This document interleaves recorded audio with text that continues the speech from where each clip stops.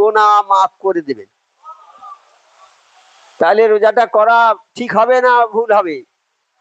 ঠিক হবে তো? আচ্ছা। আর একটা হাদিস, যে ব্যক্তি মুহররম মাসের যে কোনো তারিখে রোজা রাখে, ওই রোজার বিনিময়ে আল্লাহ তাকে 1 মাস রোজা রাখার সওয়াব দান করেন। এই মুহররম মাসের যে কোনো একটা দিন রোজা রাখবে, একটা দিন, তাহলে কি হবে? আল্লাহ তাআলা তাকে 1 মাস রোজা করার সওয়াব দান করবে। আরো অনেক কথা আছে। যদি আল্লাহ খুশি হয়ে যায়, 1 বছর কেন, কত বছরের যে দেবে তার কোনো ঠিক নেই। আল্লাহ যদি খুশি হয়ে যায়, হ্যাঁ, তাই আমার হুজুর কেবল বলেছে, মাওলানা রুহুল আমিন বলেছেন যে যদি কোনো মানুষ আদবের সঙ্গে, নম্রতার সঙ্গে, ভদ্রতার সঙ্গে এই দরবারে বসে, শুধু কয়েক সেকেন্ড, 1 সেকেন্ড 2 সেকেন্ড বসার কারণেই 100 বছরের বেরিয়া ইবাদতের সওয়াব তার আমলনামায় জমা হবে। তাহলে আর 1 দিন রোজা করবে, আশুরা, মুহররমের যে কোনো একটা দিন রোজা করবে, 1 বছরের রোজার সওয়াব আল্লাহ আমলনামায় লিখে দেবে। আর যদি আল্লাহ খুশি হয়ে যায়, কত নিয়ামত দেবে তার কোনো শেষ নেই। আল্লাহর নিয়ম, আল্লাহর যেমন শেষ নেই দয়ার, আল্লাহর নিয়ামতেরও শেষ নেই। আল্লাহর নিয়ামত গুণে শেষ করা যাবে না। এত নিয়ামত, আল্লাহ ইচ্ছা করলে কত নিয়ামত দেবেন আমার আল্লাহ পাকই জানেন। কাজে এই মাসটা আমরা খুব তাজিমের সঙ্গে, আন্তরিকতার সঙ্গে এই রোজাগুলো আমরা যাতে করতে পারি, আল্লাহ যেন আমাদের তৌফিক দেয়। অন্তত একটা রোজা করলে এই হবে। আরো আরো অনেক রোজা সম্বন্ধে বলা আছে। আরেকটা হাদিস, হযরত আব্দুল্লাহ ইবনে মাসউদ রাদিয়াল্লাহু তাআলা হতে বর্ণিত, নবী করিম সাহেব বলেছেন, যে ব্যক্তি আশুরার দিন তার পরিবার পরিজনের ভালো খাবার খাওয়াবে। আমরা তো খাই, সারা বছরে খাই, ভালো মন্দ খাই, কিন্তু এই আশুরার দিনে যার ভালো মন্দ খানা খাওয়াবে, তো সেই সারা বছরই আল্লাহ তাআলা তার ভালো খাবারের ব্যবস্থা করে দেবে। তাহলে এই দিনে ভালো খাবার খেলে আল্লাহ তার সারা বছর ভালো খাবারের ব্যবস্থা করে দেবে। আমার আল্লাহর কথা কি ভুল আছে নাকি?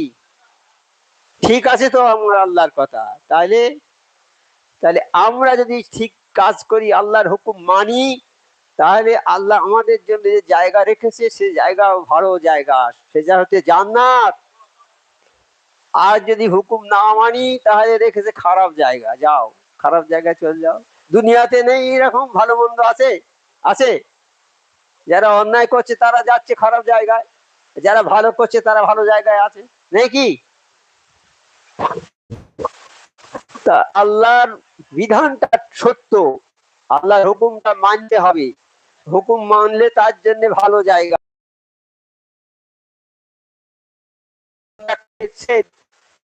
জীবনের সমস্ত জান্নাতি। তাহলে ভালো কাজ করতে হবে, আমাদের নিয়তটা করতে হবে, আমরা যেন ভালো কাজ সব সময় করতে পারি। হে আল্লাহ, আমাদের সবাইকে ভালো কাজ করার তৌফিকটা দান করুন। নবী করিম সাল্লাল্লাহু আলাইহি ওয়াসাল্লাম বলেছেন, যে ব্যক্তি আশুরা দিবসে রোজা রাখবে, আল্লাহ পাক তার আমলনামায় 60,000 বছরের রোজা এবং রাত জেগে ইবাদত করার সওয়াব দান করবেন। কি বলেছে? যে ব্যক্তি আশুরার দিবসে রোজা রাখবে, আশুরার দিনে রোজা রাখবে, তাহলে কি হবে? তার আমলনামায় 60,000 বছরের রোজা, 60,000 বছরের রোজা, আর 60,000 বছর রাত জেগে ইবাদত করার সওয়াব পাবে। তাহলে কি হচ্ছে জিনিসটা এখানে? চিন্তা করা যায়? চিন্তা করা যায়? হ্যাঁ, 1 পয়সা দান করলে কি হবে? উহুদ পাহাড়ের সমান নেকি দেবে আমার আল্লাহ, দেবে না? তাহলে এইগুলো হবে কি না? এগুলো সত্য, নেই মিথ্যা নেই, এখানে কোরআন পাক সত্য, এক চুল মিথ্যা নেই। এই কালাম পাকের কথা আল্লাহ পাক আমাদের ভালোবাসে,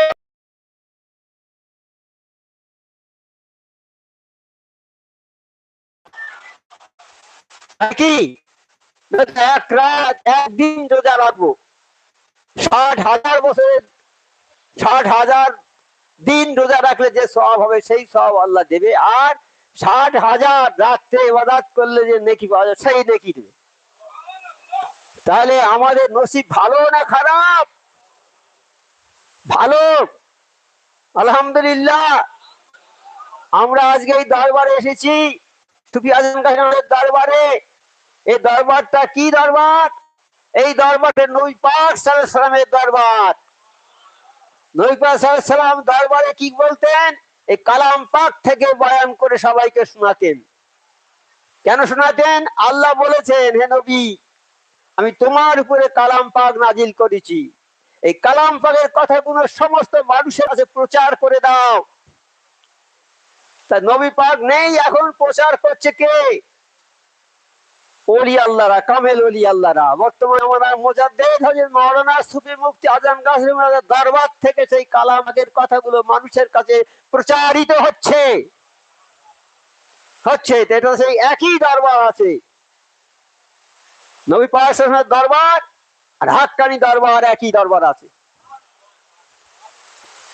তা এই দরবারে এসেছি আমরা, আমাদের নসিব খুবই ভালো, আমাদের নসিব খুবই ভালো। আল্লাহ যাকে ভালোবাসে তাকে নবীর দরবারে পাঠায়, আর নবীর বর্তমানে কামেল ওলি আল্লাহর দরবারে পাঠায়। আমরা ইচ্ছা করে কেউ এখানে আসতে পারিনি, হয়তো আমাদের পূর্বপুরুষ, আমাদের বাপ দাদারা আমাদের জন্য কোনো দোয়া করেছে, যার দোয়ার বদৌলতে আমরা এখানে আসতে পেরেছি। নয়তো আমি এমন একটা ভালো কাজ করেছি, আমি জানি না সেই কাজটা কত ভালো, কিন্তু আমরা আল্লাহ খুশি হয়ে গেছে, সেই কাজে খুশি হয়ে আমাদের এই কামেল ওলি আল্লাহর দরবারে এনে দিয়েছে। বিশ্বে হাবি মদখোর ছিল, একদম বিরাট মদখোর। মদ খেয়ে মদের ভাটিতে পড়ে থাকতো 24 ঘন্টা। রাস্তা দিয়ে যাচ্ছে, একটা কাগজ ধুলায় পড়ে আছে, তুলে ঝুলো ঝেড়ে দেখলো এটা আরবি কাগজ, মনে করলে এটা আল্লাহর কালাম। জানে না লেখাপড়া কিছু, মাথায় করে নিয়ে চলে গেল বাড়িতে, আতর মাখিয়ে তাকে রেখে দিলে তাজিম করে।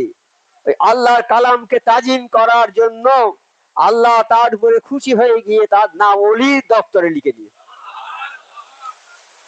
আর সেই কথাটা আল্লাহ ও একজন বাবার মাধ্যমে বিশ্ব হাবির কাছে পৌঁছে স্বপ্ন যোগে বলে দিচ্ছে যে অমুক, তুমি বিশ্বে বলে দেবে যে আমি তার কালাম পাকের একটা আয়াতকে তাজিম করার জন্য তার নাম ওলির দপ্তরে লিখে দিই, এটা বলে দেবে তাকে।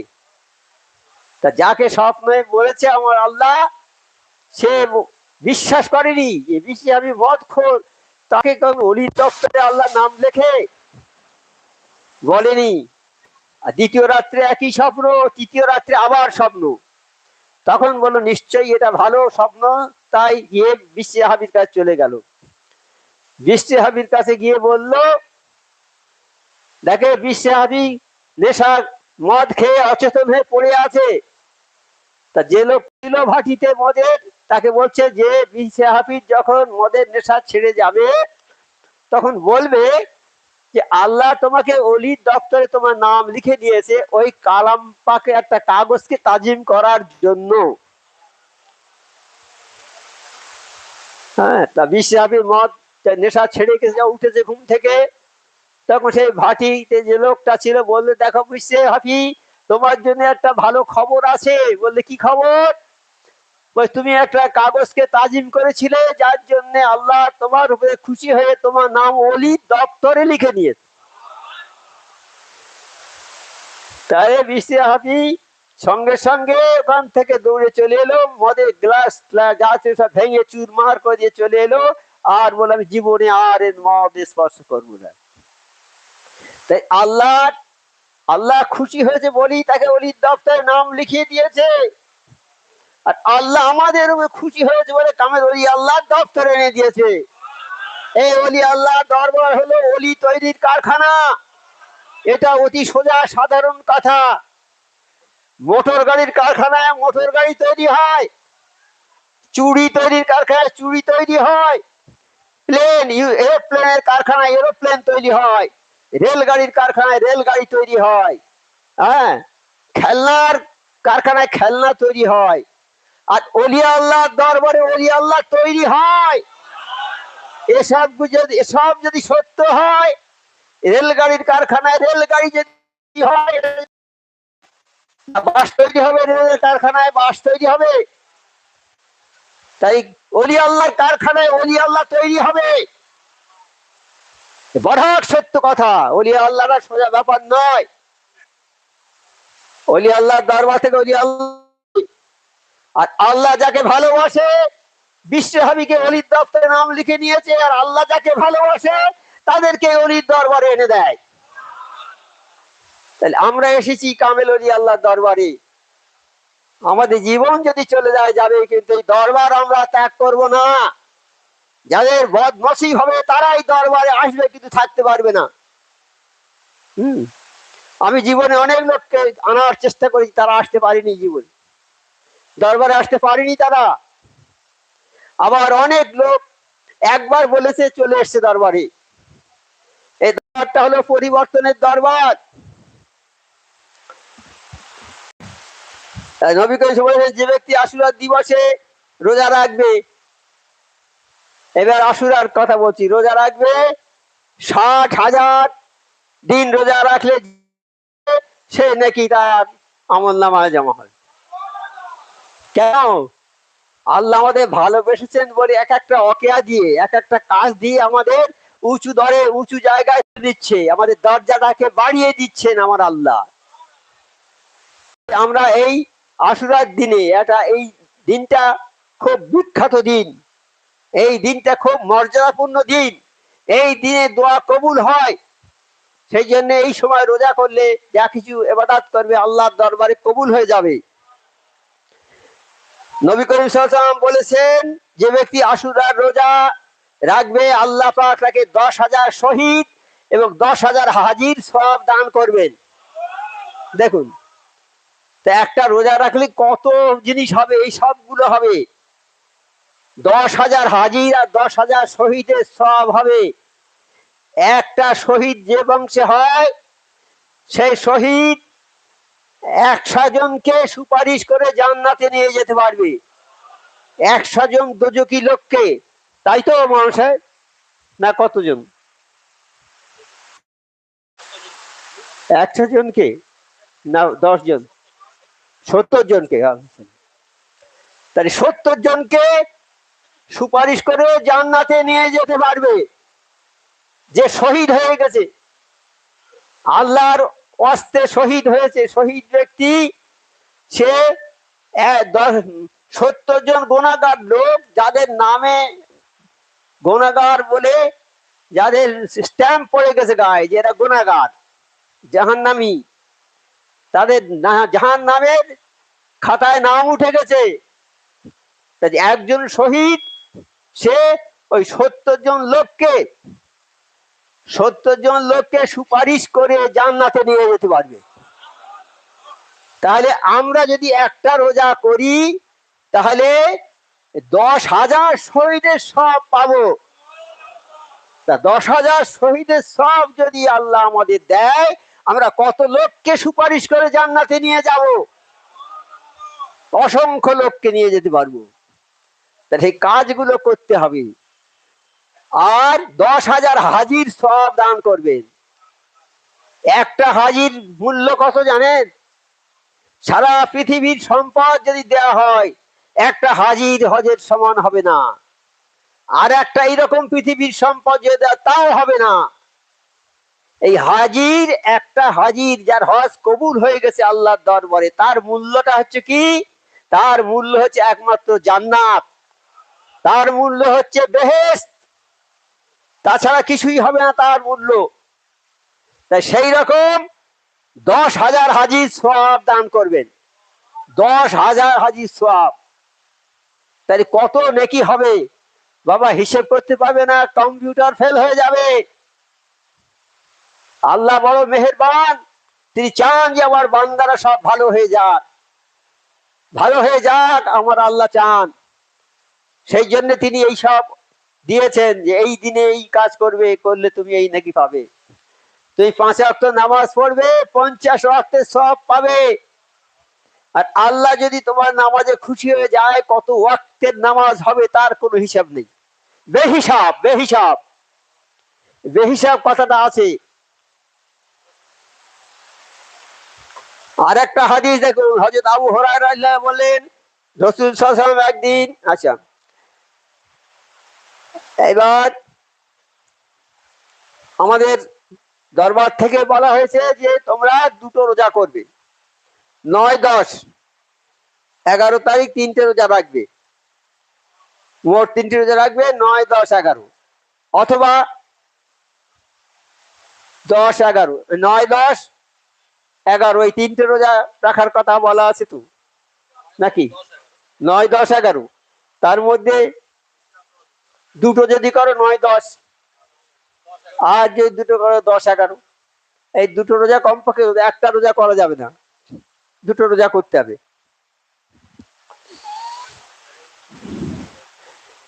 মহরম মাসে করণীয় কাজ কি কি করতে হবে বলছে, 10 দিন রোজা রাখা এবং প্রত্যহ নফল নামাজ পড়া। 10 দিন রোজা রাখা আমরা হয়তো সবাই পারবো না, যাদের পক্ষে সম্ভব হবে করবে, যতটা পারা যায় চেষ্টা করব। তো একটা রোজা করলে কি ফজিলত হবে, দেখুন দেখেন না সব কত ফজিলত হবে। অন্তত একটা রোজা করতে বারণ করেছেন আমার নবী পাক সাল্লাল্লাহু আলাইহি ওয়াসাল্লাম, বলেছেন তোমরা কমপক্ষে দুটো রোজা করবে। আমাদের দরবার থেকে বলে দেওয়া হচ্ছে 3টে রোজা করো, 3টে না পারো দুটো অন্তত করবি। আমরা দুটো রোজা অন্তত করবো, 9, 10।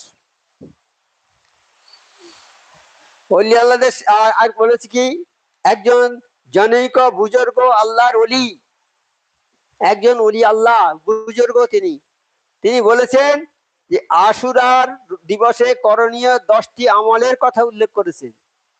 একজন ওলি আল্লাহ তিনি বলেছেন যে এই আশুরার দিনে 10টা আমল করতে হবে। কি আমল?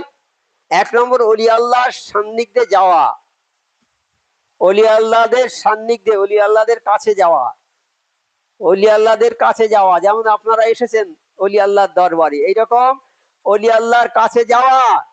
সূরা তাওবার 119 নম্বর আয়াতে আল্লাহ তাআলা বলেন, হে ঈমানদারগণ, তোমরা আল্লাহকে ভয় করো এবং সত্যবাদীদের সান্নিধ্যে থাকো। আল্লাহকে ভয় করার সত্যবাদীদের সঙ্গে থাকো। এখানে সত্যবাদী বলতে কামেল ওলি আল্লাহ দেরকে বোঝানো হয়েছে। সত্যবাদী মানে কামেল ওলি আল্লাহদেরকে বোঝানো হয়েছে। সূরা তাওবার 119 নম্বর আয়াতে আল্লাহ বলছে, তোমরা আল্লাহকে ভয় করো আর সত্যবাদীদের সাথী হয়ে যাও। তা ওলি আল্লাহদের সাথী হতে বলছে, তাই ভালো লোকের সঙ্গে থাকলে ভালো হবে, মানুষ হবে তো, আর খারাপ লোকের সঙ্গে গেলে খারাপ হবে, কেউ ঠেকাতে পারবে না। যদি একটা বড় ডাক্তার, বড় একটা ইঞ্জিনিয়ার, সে যদি চোরের দলে মেশে, কয়েকদিন পরে চোর হয়ে যাবে। আর একজন চোর যদিও ইঞ্জিনিয়ারদের সঙ্গে মেশে, ভালো লোকের সঙ্গে মেশে, সে কয়েকদিন পরে ইঞ্জিনিয়ার হবে না, কিন্তু ভালো হয়ে যাবে, সৎ লোক হয়ে যাবে, সে চুরি আর করবে না। তাই দেখা গেছে না, এই দরবারে যারা চুরি করে, ডাকাতি করে, একবার এসেছে হাক্কানি দরবারে, এসে চুরি ছেড়ে দিয়েছে, ডাকাতি ছেড়ে দিয়েছে, নামাজ পড়ে না, নামাজ ধরেছে।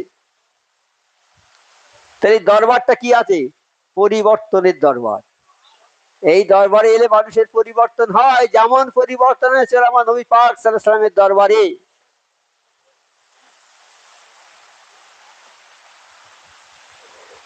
তাই ওলি আল্লাহর দরবারে যার কাছে, হযরত আব্দুল্লাহ ইবনে ওমর বলেন, রাসূল সাল্লাল্লাহু আলাইহি ওয়াসাল্লামকে বলতে শুনেছি, যে ব্যক্তি আল্লাহ ও রাসূলের অনুকরণ করা থেকে হাত সরিয়ে নেবে, যে ব্যক্তি আল্লাহ ও রাসূলের অনুকরণ মানে আল্লাহ যেটা বলেছে আর রাসূল সাল্লাল্লাহু আলাইহি ওয়াসাল্লাম যেটা বলেছে সেইটা থেকে হাত সরিয়ে নেবে, অর্থাৎ সেই কাজ করবে না, কিয়ামতের দিন নাজাতের জন্য তার সপক্ষে কোনো দলিল থাকবে না। হ্যাঁ, যেমন আমাদের দলিল মানে কি? দলিল মানে প্রমাণ। তা আমরা যদি আল্লাহ এবং আল্লাহ রসুলের হুকুম মোতাবেক না চলি, তাহলে কাল কিয়ামতে, হ্যাঁ, আমাদের কোনো নাজাতের জন্য তার সপক্ষে কোনো দলিল থাকবে না। যে আমরা যে আল্লাহর কাজ করেছি, এর কোনো দলিল থাকবে না। আর যদি আল্লাহর কাজ করি, তার সাক্ষী থাকবে, আমার নবী পাক সাক্ষী সাল্লাল্লাহু সাক্ষী থাকবেন। হ্যাঁ, সাক্ষী থাকবে। তো একটা মামলায় যদি সাক্ষী না থাকে, তাহলে মামলা হবে কি করে? তো কাল কিয়ামতের ময়দানে আমরা যদি ভালো কাজ করি, আমাদের সাক্ষী হবেন আমার নবী পাক সাল্লাল্লাহু আলাইহি ওয়াসাল্লাম, আমার কামেল মুর্শিদরা, সবাই সাক্ষী থাকবেন। কিন্তু যদি আমরা ভালো কাজ না করি, আমরা কোনো সাক্ষী পাবো না, সেখানে আমাদের জন্য কেউ সুপারিশও করবে না। রোজা রাখা, 2 নম্বর রোজা রাখা, 3 নম্বর সদকা করা, 4 নম্বর চোখে সুরমা লাগানো, পরিবারের জন্য খাবার বৃদ্ধি করা, বেশি বেশি নফল নামাজ পড়া, গোসল করে পবিত্র থাকা, এতিমের মাথায় স্নেহ ভরে হাত বুলানো, এবং হাতে পায়ে নখ কাটা, 1000 বার সূরা ইখলাস পাঠ করা, এইগুলো করা অনেক ভালো। নবী করিম সাল্লাল্লাহু আলাইহি ওয়াসাল্লাম বলেছেন, যে ব্যক্তি নিজের জন্য দোজখের আগুন হারাম করতে চায়,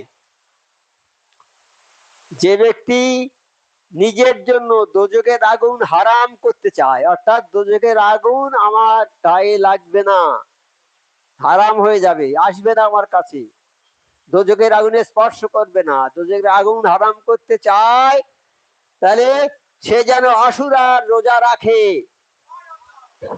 আশুরা, যে আশুরা চলছে, আশুরা, এই আশুরার রোজা যেন রাখে, তাহলে কি হবে?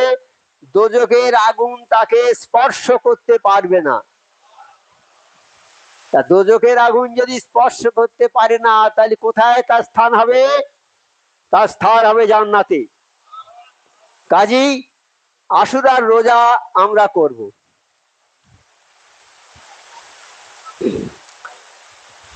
আর একটা হাদিস হযরত হাফসা রাদিয়াল্লাহু থেকে বর্ণিত, তিনি বলেন, নবী করিম সাল্লাল্লাহু আলাইহি ওয়াসাল্লাম 4টি আমল ঘটনা ঘটেছিল, সেটা কি? হযরত হোসেন ঘটনা ঘটেছিল, সেটা কি? হযরত হোসেন রাত বরণ।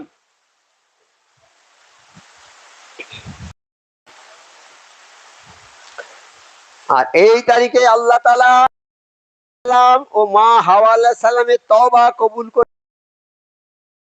মা হাওয়া আলাইহিস সালাম, আদম আলাইহিস সালাম সৃষ্টি করে আল্লাহ বেহেশতে রাখলেন, আর বললেন, তোমরা এখানে থাকো, খাও দাও, যা কিছু করো, কিন্তু এই গাছটার ধারে যাবে না, এই গাছটার ধারে যাবে না। যেমন আমাদের বলছে, তোমরা খাও দাও, যা কিছু করো, সুদের ধারে যাবে না, সুদের ধারে যাবে না, বলেছে কি? কালাম ভাই বলেছে কথা, যে সুদের ধারে যাবে না।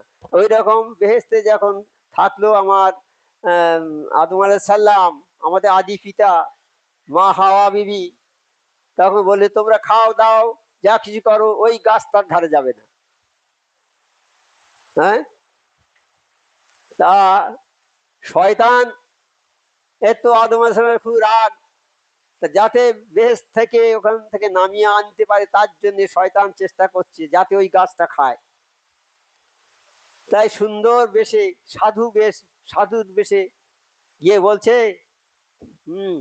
আদম আলাইহিস সালামের কাছে বলছে, দেখো, আল্লাহ তো তোমাদের এই বেহেশতে থাকতে বলেছে, তা তোমরা কি জানো এই গাছটা খেতে নিষেধ করেছে কেন জানো? তোমরা জানো না, আমি জানি, আমি তোমাদের ভালোবাসি, তোমাদের হিতৈষী আমি, সেই জন্য বলতে এসেছি যে তুমি এই গাছটার ফলটা খাও, তাহলে এখান থেকে আর বেরুতে হবে না, জীবনে এই বেহেশত থেকে আর বেরুতে হবে না। তাই কোনো লোক বলে না, একজন লোক বলছে, ভাই তুমি বাড়ি করছো? আমি বাড়ি করছি, আর আমার বাড়ির পাশ থেকে ওই ম্যানেজার যাচ্ছে ব্যাংকে, ওইখানেই ব্যাংক পাশে, ম্যানেজার যাচ্ছে, বলছে, আপনি বাড়ি এভাবে করছেন কেন? আমাদের ব্যাংক থেকে অনেক টাকা নিয়ে ভালো করে বাড়ি করুন না। তাহলে আমার খুব উপদেশ দাতা, আমার ভালোবাসে খুব, না? ভালোবাসে তো, আমার সঙ্গে পরিচয় আছে বলেই বলছে যে আপনি কেন এরকম বাড়ি করছেন, কেন? খুব ভালো করে করুন, ব্যাংকে টাকা যত লাগে আমি দেবো, কোনো ভয় নেই, ভালো করে বাড়ি করুন। তাহলে আমার উপকার করলো না ক্ষতি করলো? অন্য লোক বলবে যে আমার উপকার করেছে ম্যানেজার, খুব টাকা দিয়েছে ব্যাংক থেকে। কিন্তু আমি বলি না স্যার, ও টাকা আমরা নিতে পারবো না, ব্যাংকের টাকা দেবো না। সেই রকম ঠিক ওই আজাজিল গিয়ে বলছে যে আমি তোমাদের হিতৈষী, তোমরা ওই গাছের ফলটা খাও। খেলে কি হবে? ও বলছে টাকাটা নাও, দিলে কি হবে, আমার বাড়িটা ভালো হবে। সাধারণ লোক বুঝে নেবে যে ভালো কথা বলেছে, তো আমার বন্ধু লোক, কাজী টাকা ব্যাংক থেকে নিয়ে ভালো করে বাড়ি করি। তা তখন আদম আসলাম বলছে না, আমি ওটা করতে পারবো না, আল্লাহ নিষেধ করে যখন, তখন আমি ওটা করতে পারবো না বাবা। তখন দেখলো যে এখানে হবে না। এই আদম আলাইহিস সালাম শক্ত, এবার নরম জায়গায় যাই। মেয়েরা সাধারণত নরম হয়, একটু কোমলমতি হয়। তাহলে পেছন দরজা দিয়ে যাচ্ছে, মা হাওয়ার কাছে গিয়ে বলছে, মা আমি তোমাদের ভালোবাসি, তোমরা বেহেশতে আসো, শান্তিতে থাকো, কিন্তু সবসময় থাকতে পারবে না, কোনো বিপদ আপদ এলে হয়তো বের করে দেবে এখান থেকে তোমাদের, যাতে বের করতে না পারে আমি সেই জন্য বলছি, আমি জানি এ সম্বন্ধে সবকিছু। তোমরা ওই গাছের ফল যখন খাবে, তখন আর এখান থেকে আর বেরোতে হবে না তোমাদের, তোমাদের চিরস্থায়ী হয়ে যাবে এইটা। মেয়ে ছেলের মাথায় লেগে গেছে। আর মেয়ে ছেলে যদি কিছু করে, পুরুষের ধ্বংস করে দেবে।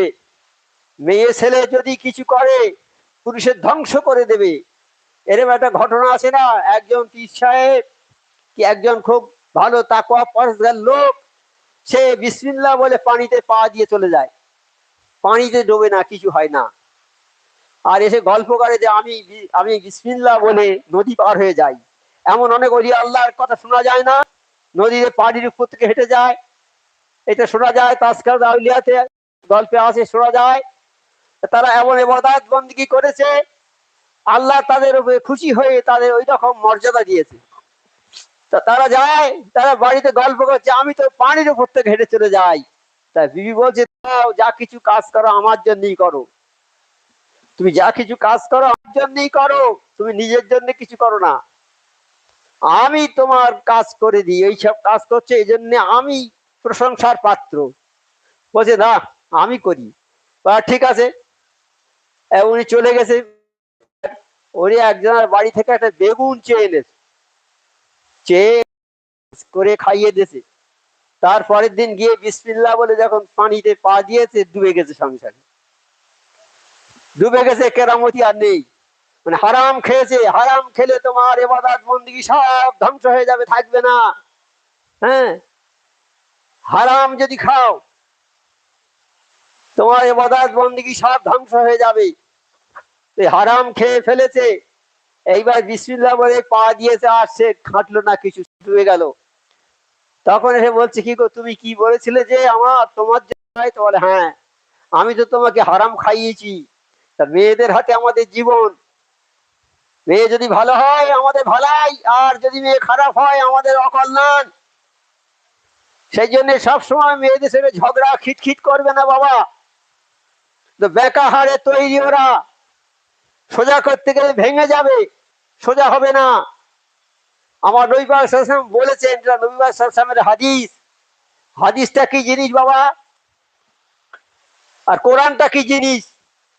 কোরআনটা আল্লাহর কথা, হাদিসটাও আল্লাহর কথা।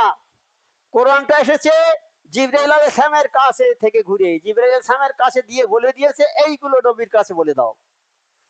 সেইগুলো ওহী আকারে বলেছেন আমার জিবরাইল আলাইহিস সালাম। আর আল্লাহ সরাসরি যে কথা বলেছেন আমার নবী পাক সাল্লাল্লাহু আলাইহি ওয়াসাল্লামের সঙ্গে, সেগুলো হয়েছে হাদিস। তাহলে একই জায়গায় থেকে এসেছে, কোরআন যেমন আছে হাদিস সেরকম আছে, তো একই জায়গায় থেকে এসেছে বাবা কোরআন হাদিস। হ্যাঁ, তা সেই সেই কোরআনের কথা আমাদের মানতে হবে, হাদিসের কথাও মানতে হবে। হ্যাঁ, আমরা যদি কোরআনের কথা মানি, হাদিসের কথা না মানি, তাহলে হলো না, কোনোটাই কিছু হলো না।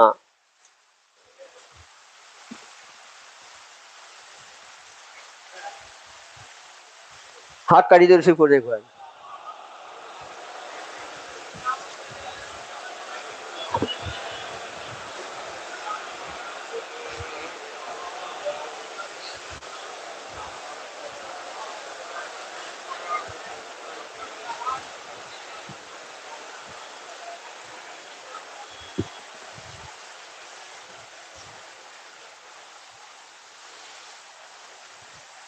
আর কতগুলো ইতিহাসের পাতায় স্বর্ণাক্ষরী অনেকগুলি ঘটনা এমন রয়েছে যেগুলোর সাথে আশুরার দিনটি ওতপ্রোতভাবে জড়িত। এই আশুরার দিনে কতগুলো ঘটনা হয়ে গেছে, কতগুলো মারাত্মক মারাত্মক ঘটনা ঘটেছে যেগুলো আমাদের জানা নেই। এক নম্বর হচ্ছে নবী করিম সাল্লাল্লাহু আলাইহি সাল্লামের কলিজার টুকরা জান্নাতি যুবকদের সর্দার ইমাম হোসাইন 61 হিজরিতে 10ই মুহররম শুক্রবার আশুরার দিবসে কারবালার প্রান্তে শহীদ শাহাদাত বরণ করেন। আর ওনার সঙ্গী ছিল 72 জন সঙ্গী, তারাও সব শাহাদাত বরণ করেছিলেন। ওই দিনে সংগঠিত হয়েছে, ওই আশুরার দিনে হোসেন রাদিয়াল্লাহু তাআলা শহীদ হয়েছেন, সেই সঙ্গে আরো 72 জন লোক সঙ্গী ছিলেন, তারা শহীদ হয়েছেন। 2 নম্বর, এই মাসে 10 তারিখে আল্লাহ তাআলা হযরত আদম আলাইহিস সালাম ও মা হাওয়ায়ের তওবা কবুল করেছিলেন। আদম আলাইহিস সালাম অন্যায় করেছেন, মা হাওয়া বিবিও অন্যায় করেছেন। হ্যাঁ, মা আদম আলাইহিস সালাম অন্যায় করে কেঁদেছেন, এত কান্না কেঁদেছে চোখের পানিতে গাছপালা হয়ে গেছে, কিন্তু দোয়া কবুল হয়নি।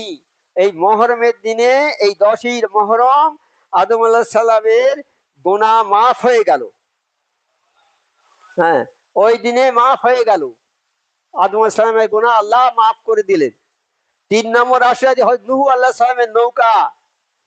নূহ আলাইহিস সালামের সময় আল্লাহ বলে, নূহ তুমি নৌকা তৈরি করো, যারা আল্লাহকে মানে, আল্লাহওয়ালা যারা, তাদেরকে তুমি নৌকায় জোড়া জোড়া তুলে নেবে, আর যারা আল্লাহকে মানে না তাদেরকে নেবে না। আমি বন্যা দেব, বিরাট বন্যা হবে, নৌকো ডুবে যাবে, সবকিছু হবে, এই পৃথিবী ডুবে যাবে, পাহাড় পর্বত ডুবে যাবে, সব এমন বন্যা হবে। কাজে তুমি যারা আল্লাহওয়ালা, যারা আল্লাহকে মানে, তাদেরকে নৌকোয় তুলে নেবে। তারা তুলে নিয়েছে, বন্যা হয়েছে, নৌকো ভেসে চলে যাচ্ছে। আর ওই নূহ আলাইহিস সালামের ছেলে সে পাহাড়ের উপরে দাঁড়িয়ে আছে, বলছে বাবা নৌকোতে ওঠো। বলছে না, আমি নৌকো উঠবো না, আমি পাহাড়ে উঠে বেঁচে যাব।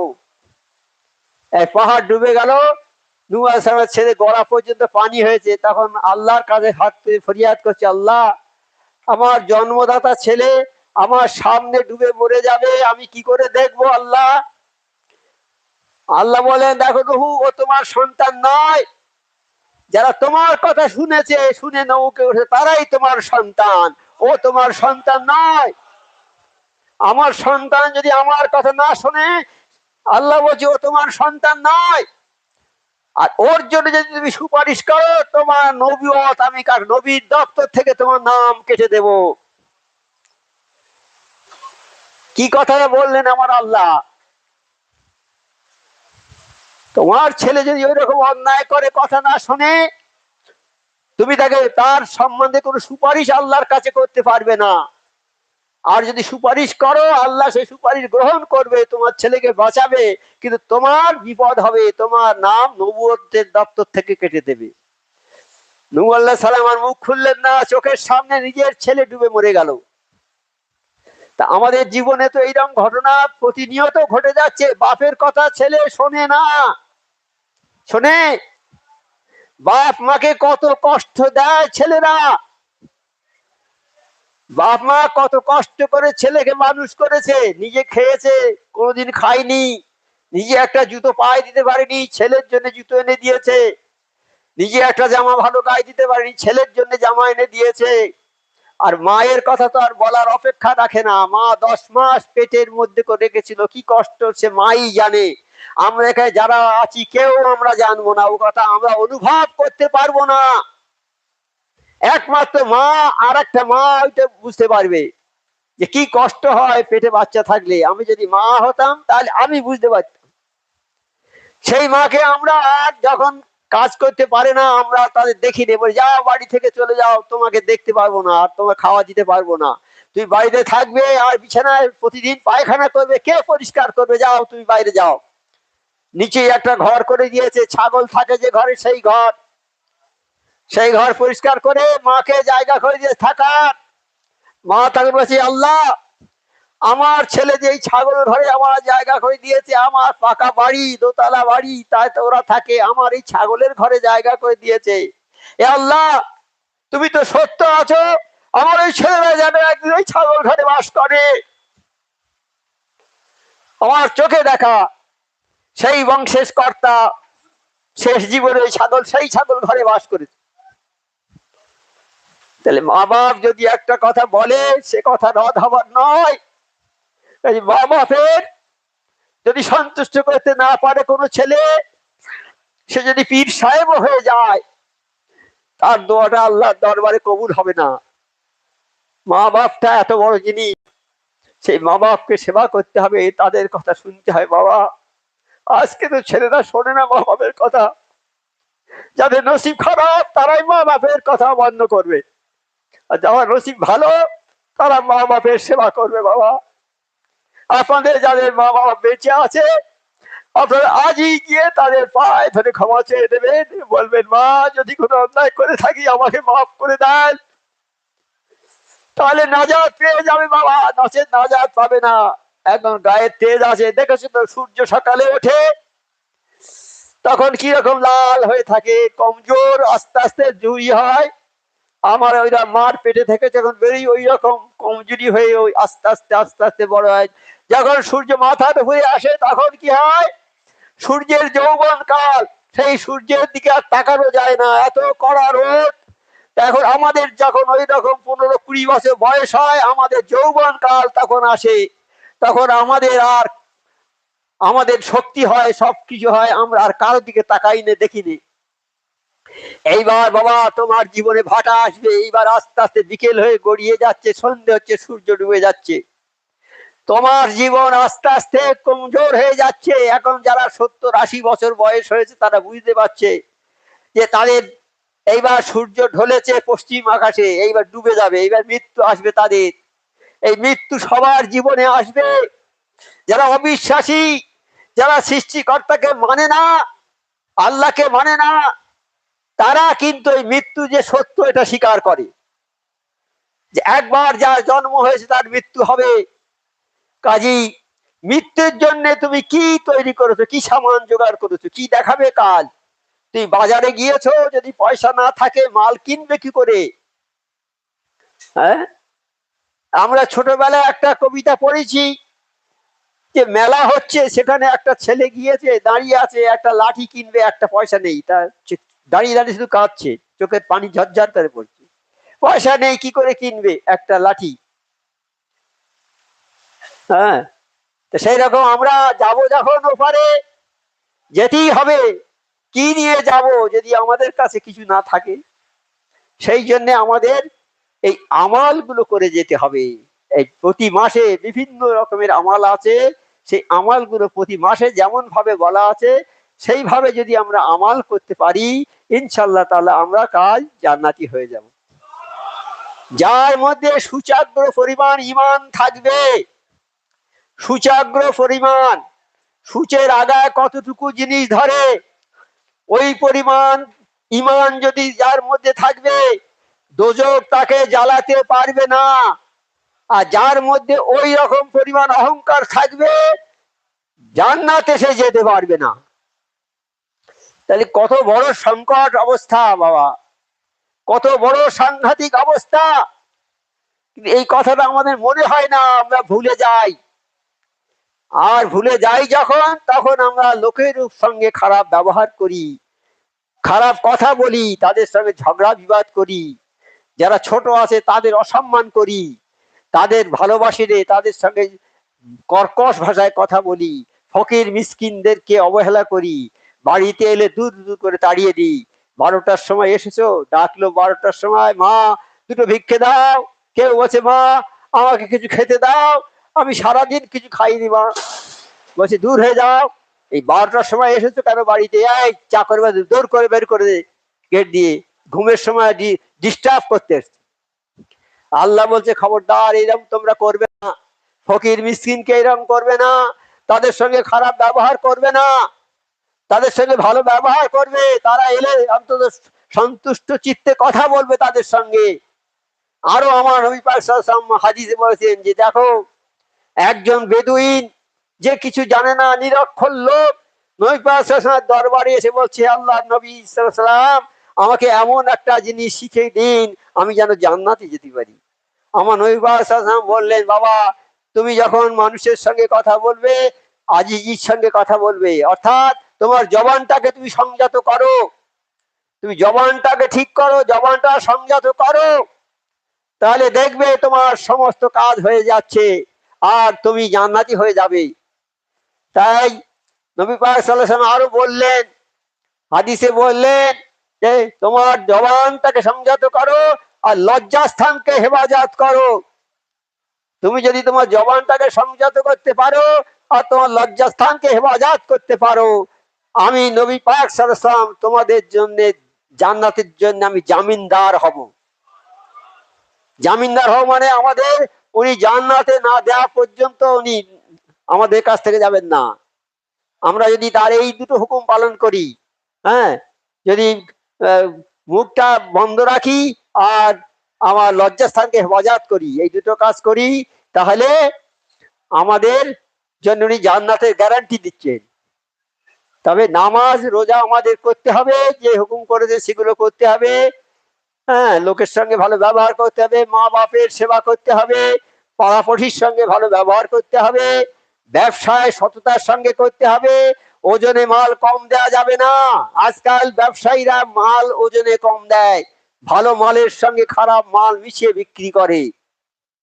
একজন খুব বড় ব্যবসায়ীর সঙ্গে দেখা হয়েছে আমার, কথায় কথায় হলো যে বাবা তোমরা এত টাকা কোটি কোটি টাকা ইনকাম করো, তা খুব আপন ভেবে বলছে, বলে আমরা এই করি 100 টাকা দামের চাল কিনে আনি আর 50 টাকা দামের চাল কিনে আনি, এনে 100 টাকা দামের বস্তার চালটা বের করে 50 টাকা দামের চাল ওর মধ্যে ঢুকিয়ে সিল করে দিয়ে দিই, ওই চালটা 100 টাকায় বিক্রি হয়। কদিন লাগে বাড়ি গাড়ি করতে, বাড়ি গাড়ি করে ফেলেছে, শ্বেত পাথরের বাড়ি 10-20 তলা বাড়ি করে ফেলেছে, 2-10 কোটি টাকা ব্যাংক ব্যালেন্স করে ফেলেছে। সব নিয়ে যেতে পারবে তো বাবা? নিয়ে ও পরে যেতে পারবে তো? দিয়ে তোমার এই যে দুনিয়াতে এইসব খারাপ কাজ করে গিয়েছে এর জন্য ওখানে গিয়ে টাকা পয়সা দিয়ে পার হতে পারবে? টাকা পয়সা নিয়ে যেতে পারবে তো? পারবে কেউ? আর টাকা পয়সা যেতে পারবে না। 10 তলা বাড়ির উপরে থাকতে আরামে এখন মাটির গর্তের হতে হবে তোমার জায়গা। হবে নাকি? হবে না। এ ভয় আমাদের আসে নাকি? আমি 10 তলায় আছি আরামে, আমার ঘরের পাশে একজন তার বাড়ি ঘর নেই, থাকতে পারে না, বৃষ্টি এলে সে গিয়ে মানে অন্যের ঘরের কাছে গিয়ে সে ঠাঁই নেয়, বৃষ্টি হয়, বৃষ্টি পড়ে, আমি দোতলার উপরে থাকি আরামে, দিকে একটু দেখিনি। তার যদি একটু বাসস্থানটা ঠিক করে দাও, তোমার উচিত দেয়া, যদি দাও তাহলে কাল তুমি সেখানে জায়গা পাবে, ভালো ঘর পাবে। আর এখানে যদি কোনো গরিব মিসকিনদের জন্য কিছু না করো, কিচ্ছু পাবে না।